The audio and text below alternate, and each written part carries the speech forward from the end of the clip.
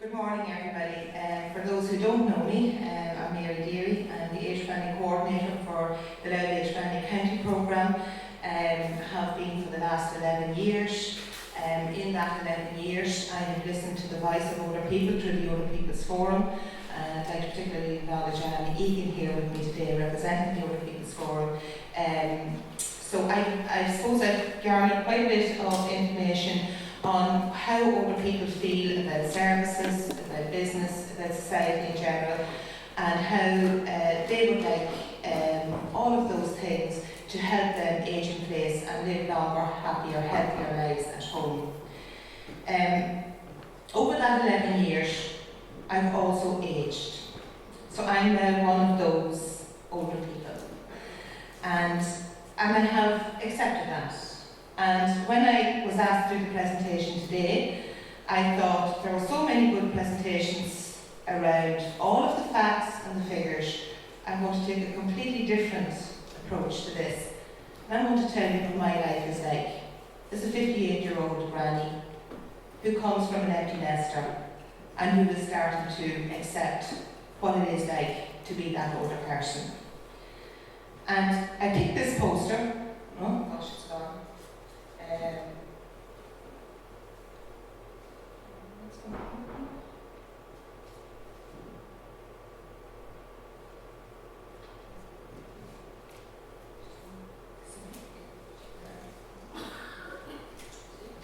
This poster, it's on the wall outside the Delicatessens in Dundalk. Nothing fictitious about it. But the reason I liked it was because it had friendly service on the bottom of it. And everything I listened to in the Older People's Forum over the last 11 years in relation to business brings it all back to friendly service and good service. And the nuts and bolts of it is good, friendly service. And I remember as a child in the 60s when my mother would do her weekly shopping in a village store called Lockington's in Inniskeen, and she would go up with her list of groceries, hardware, cookie or sewing materials, whatever it was in that shop, and she would ask for them one by one, and Mr. Parr would take them down one by one, and at the end of it he would put them all in a box and box them up for her. And during that time in the shop, there would be a conversation about who died, who got married, who went into hospital, what the priest said at Mass this morning, whatever it was. Another customer would come in and the same conversation would go on again. And really what it was an experience.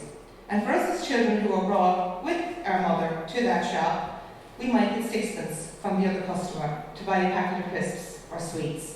And it was a lovely experience. And I can still remember that. I can even remember the inside of the shop to this day because of the service. And I think if we just capture that and see how businesses can help that, and how the insights that I can bring as a 58-year-old, as somebody with arthritis and has less mobility than I had 10 years ago, as a grandmother, can give you as a business to understand what keeps me in your shop, what helps me to buy in your shop, and what takes me back to your shop. I'm going to give you some examples, and I'm going to mention shops' names, and because I'm going to make this very relevant to Dundalk. In the last few weeks, I have been looking for varnish for slate floor tiles, and I can't get it. And one of the last shops I went into sent me to Woolies. Now, I personally love Woolies. It's massive. You could walk a mile to find something. But the actual floor staff is very good. They're all radioed up. When you look for something, if they can't get it for you, they'll radio John or Tom or Paddy or someone who will come and help you get what you want. But one of the things that I noticed in Woolies is that the signs that say that it's the gardening, the plumbing, the decorating are hanging from a suspended ceiling that's so far high up, unless you were looking for inspiration from God, you wouldn't see it. They're on the end of the aisles, within eye contact, there are signs in big black and gold writing, something like super value or brilliant value for the customer or something like that. That's where we need our signs, at eye level. And then I asked myself, as I was waiting on John to come and tell me all about the varnish, And I thought, should I say this? Should I say this to the shop and, maybe improve it, help them to improve their service? And I left and I didn't. And the reason I didn't was for two reasons. One was, if I said it to anybody in that shop, they probably would have no say in changing it. Because the design of that shop is probably done by somebody in some head office so remote away from it that it would never get back up. And the second thing and the most important thing was, because the assistants were so good and so helpful, I didn't want to be seen to complain. And I think listening to older people over the last 11 years, that's something that comes through very much. They don't want to be the grumpy person. They may be perceived as that, but they don't want to be that grumpy, complaining person. So, going back to my varnish, I went into several tile shops looking for my gloss varnish for my slate tiles. And without exception, all of them, the service was very good. They came to the shelf where all of the sealers and all the varnish was, and they looked at all the small writing, but none of it said for slate. So I went home, I had my cup of tea, I took out my iPad, I googled, and I bought it online. And it so happened that the brand I bought online was the same brand as was in most of the shops, but they just hadn't got it for slate. And I asked myself, could that assistant have checked the supplier? Could that assistant have an iPad and did the Googling for me? Because I would have preferred to talk to the assistant and say, how long do I leave it before I walk on it? Do I need a mask when I put it on? How do I apply it? What's the best way to apply it? It's going to come in the post to me now, and I've nobody to ask those questions to. So I would still prefer to go into the shop than to buy online. And I had another experience. My youngest son is getting married in 7 weeks. And two of my nieces says, okay, Mary, we're going to go off, we're going to have a lovely day, we're going to go shopping, we're going to get the mother of the groom outfit, and we're going to have lunch, we're going to have cocktails, and we're going to make this lovely experience. And we're going to Naas and Newbridge. So I went on Facebook and I checked Evita, Vanity Fair, and Nicola Ross. And I checked all of the clothes that they had on Facebook, and I thought this is going to be a brilliant day. And I went off, and I ended up buying a dress just because of the occasion and all the fanfare and everything else. And I came home and I put on the dress, and I said to my husband, what do you think? And the two of us go, no, not really. So then I headed off to Modern Fashions, where I got the outfit for my first son's wedding, and I was absolutely thrilled with it and the service that was in Modern Fashions. And I had a particular designer in mind, and I had a dress in mind that I wanted, and I went in, and unfortunately Modern Fashions hadn't got it either. So I went home, and I was dejected. And I made a cup of tea, and I got the iPad, and I googled some under the groom outfits, and Macaheny's was the first to come up. And the first time I ever bought a purchase on an iPad at over €700, to the point that the bank rang me and said, I think there might be illegal activity on your credit cards. And I said, no, there isn't. But I bought it. But I got it home, and luckily enough, it fitted. But I would have preferred, if I had to get somebody in Modern Fashions to see, could they get the dress for me that I wanted?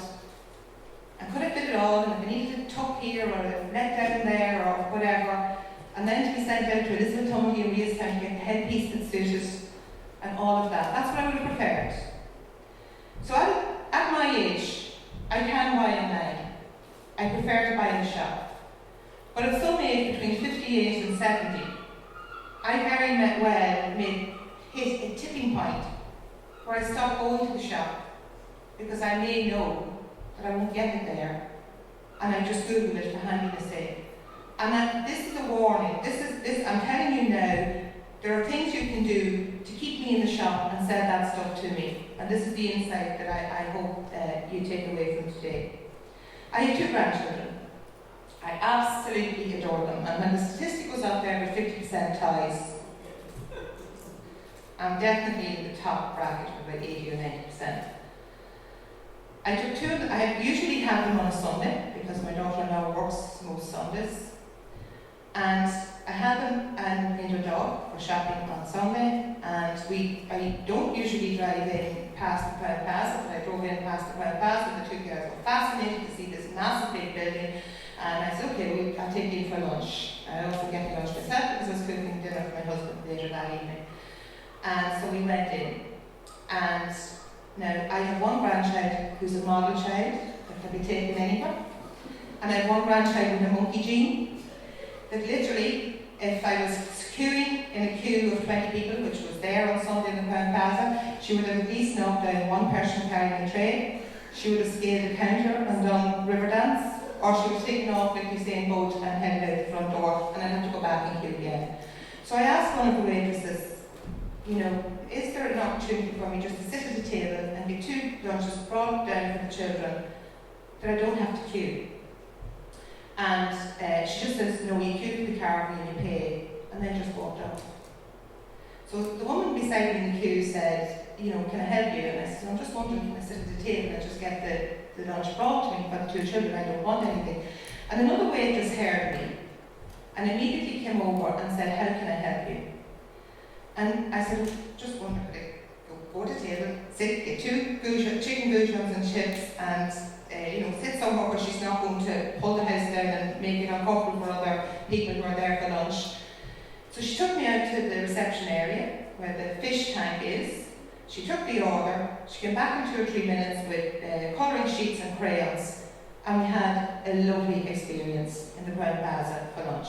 And we were looking for Nemo in the fish tank, and everything was perfect.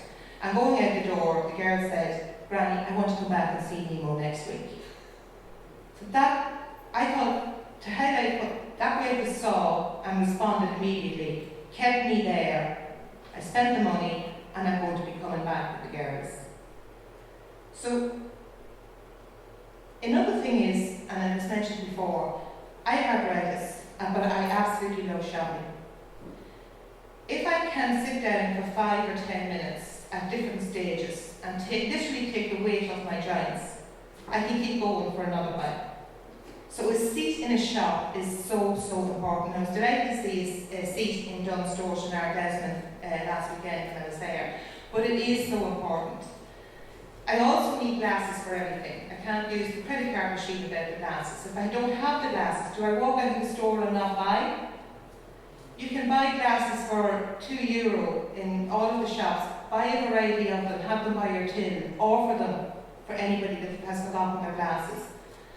As you get older, your hearing becomes more multifunctional than unifunctional, so keep the background noise down or the music down a little bit, because if I'm talking to an assistant, I can't always pick up everything that's been said. These are all little things that can make the experience happier and better, and will cause repeat business. I was listening to the radio yesterday and going home, and I mean, the green agenda is getting so big now since the elections and because of the pressure that's coming from Europe and everything else. And there was a guy from Copenhagen who was once the mayor of Copenhagen talking about how he could cycle around Copenhagen, which is roughly the same size as Dublin, without taking his life in his own hands, and he was comparing that with Dublin. And basically he said the answer to it was taking away parking spaces. And the immediate answer, the immediate reply was that the traders will go wild if you take away parking spaces. But it's probably going to come. So what is the answer to that? If I buy, and I love going into the gift and art gallery and I love going into my buys, if I buy something that makes me have to go back to the car because I'm not able to carry it for periods of time, if I go back to the car, there's 1 in 2 chances I get into the car and go home. So what keeps me on Erasmus Street? If I could leave that parcel there, go off and do my shopping, and come back and collect it en route back to the car, I don't care where the car is parked.